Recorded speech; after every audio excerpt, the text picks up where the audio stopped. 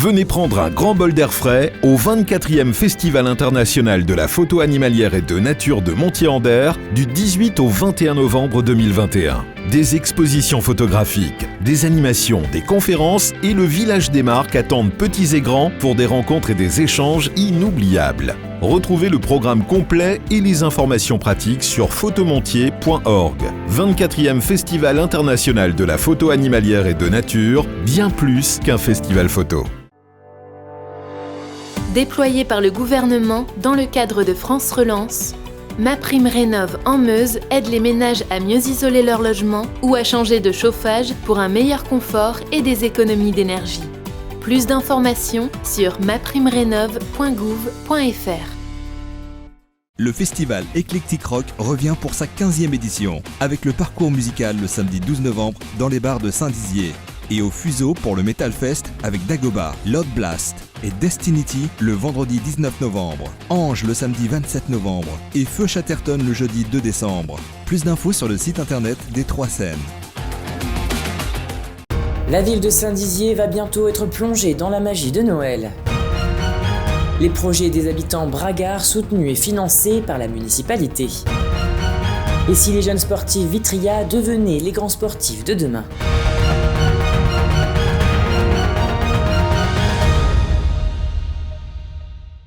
Bonsoir à tous et bienvenue dans votre journal du 14 novembre 2021.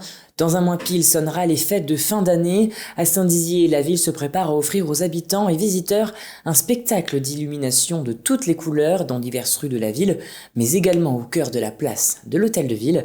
Regardez ce reportage.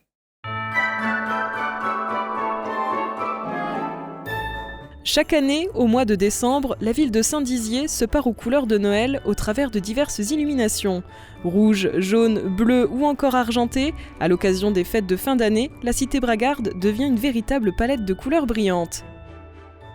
Et cette année, on peut dire que la municipalité s'y est prise en avance.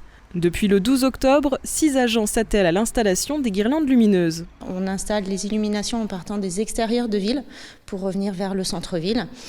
En général, on prend un mois et demi d'installation si tout se passe bien, si le temps est clément et si on n'a pas de pépins autres à côté.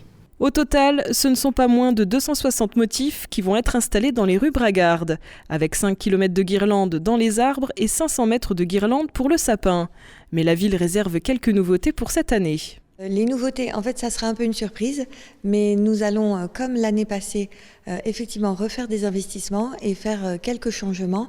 Alors, les quartiers qui sont concernés, c'est sans doute la rue Gambetta et ainsi que le carrefour Carnot-République. Voilà, l'idée, c'est vraiment chaque année maintenant de se faire un petit budget d'investissement pour agrémenter et avoir des choses un petit peu plus modernes chaque année. L'objectif pour la municipalité est de mettre le paquet chaque année pour émerveiller petits et grands, mais pas que. On voit bien que les villes font des efforts immenses sur ce sujet. On a envie d'être dans cette logique aussi parce qu'on voit qu'au-delà des animations en tant que telles, l'ambiance dans laquelle peut être la ville et pour les commerçants aussi, c'est très important parce que ça rend notre ville plus attractive et plus sympathique à visiter. Pour voir les illuminations de cette année s'éclairer, il faudra patienter encore quelques jours. Une partie s'illuminera durant la foire de la Sainte-Catherine, tandis que Saint-Nicolas déclenchera les illuminations du cœur de la ville le samedi 4 décembre.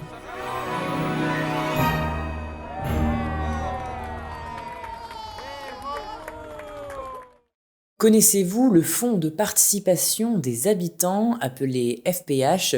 Ce dispositif vise à soutenir des actions portées collectivement par des habitants des quartiers prioritaires de la politique de la ville. Repas en commun, fêtes de quartier, rencontres sportives ou concerts. L'objectif est avant tout d'apprendre à se connaître et de faciliter le vivre ensemble. De nombreuses associations ont déjà pu en bénéficier. Un reportage d'Alison Godefroy.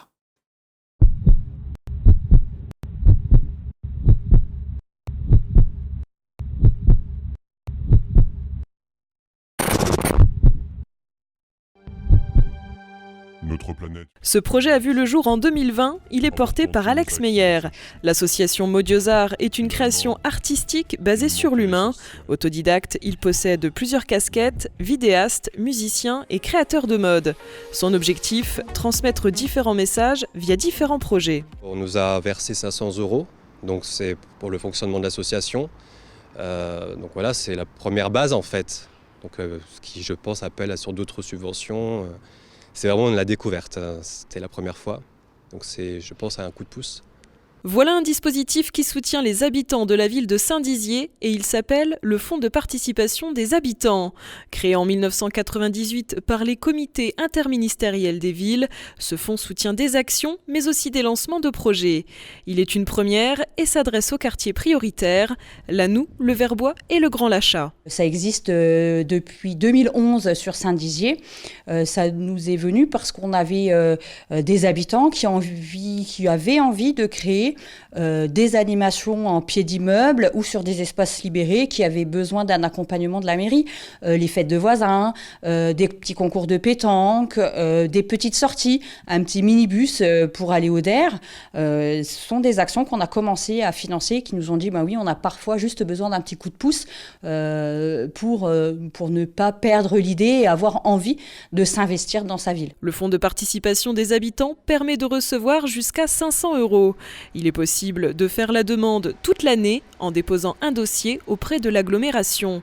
Cette somme est versée que si le projet est structuré et amené à se développer. Sachant que ce dispositif est expérimental et qu'il est peut-être question de le proposer au reste de la ville dans les années à venir.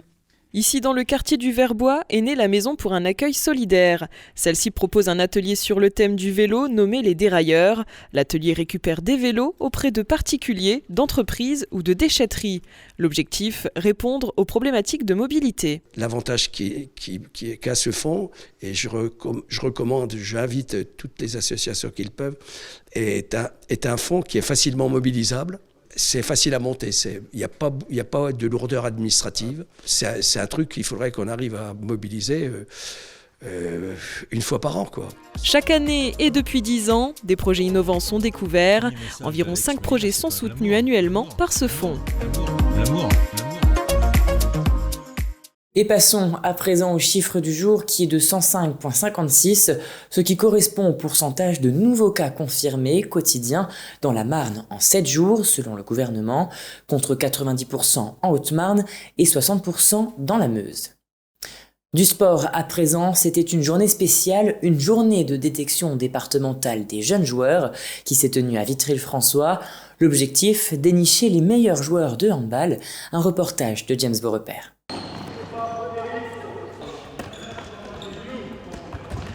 Les joueurs sont concentrés et les examinateurs sont à l'affût. Une journée de détection des jeunes joueurs de handball s'est déroulée samedi dernier à Vitry-le-François. On a souhaité regrouper tous les enfants nés en 2009 licenciés dans les clubs marnais, dans le but, dans un temps futur, de regrouper, on va dire, une sélection des meilleurs potentiels, en tout cas à ce jour, et de les faire progresser. Chaque année, les comités départementaux de toute la France doivent constituer une équipe qui participera au championnat de France intercomité afin d'élire le meilleur comité de France. Le prochain se déroulera en avril 2022 et cette journée de détection va permettre aux examinateurs de sélectionner les meilleurs joueurs marnais. Ce sont donc une vingtaine de joueurs des clubs alentours qui ont effectué différents exercices afin d'être évalués sur différents critères. On est resté sur des exercices basiques, tout ce qui est échauffement corporel, échauffement de gardien. Derrière, on a cherché à développer, à trouver le savoir-faire individuel de chaque joueur, savoir prendre son ballon en courant, tout ce qui est intention défensive, essayer de récupérer le ballon pour les joueurs de champ, et pour les gardiens, voir des comportements d'explosivité, de jeu vers l'avant aussi sur les relances, etc. Mais ce n'est pas tout, puisque le championnat de France intercomité 2022 donnera lieu à une détection des meilleurs joueurs qui auront peut-être la chance d'intégrer une structure Pôle Espoir à l'avenir. Il y aura des personnes qui sont responsables des différents pôles espoirs sur la région Grand Est et qui détecteront des profils qui les intéressent. Et certains auront la possibilité peut-être de rentrer en pôle l'année prochaine. L'enjeu était donc de taille pour ces jeunes joueurs. Chacun a pu donner le meilleur de lui-même dans l'espoir de pouvoir participer au championnat. Mais pas de panique pour les autres, puisqu'ils pourront également participer au stage de Noël qui aura lieu à Giffaumont-Champaubert. Et voilà, c'est la fin de cette édition. Merci à tous de l'avoir suivi. Dans un instant, vos prévisions météo de demain. Très belle semaine à vous. Toute l'actualité qui vous concerne, à voir et ou à revoir, dès maintenant sur puissancetélévision.fr et sur notre application mobile. Besoin d'envoyer des fichiers, même de très très gros fichiers? Suisse Transfert. Jusqu'à 50 Go, gratuit, sans inscription, et vos données restent en Suisse. Suisse Transfert, par Infomaniac.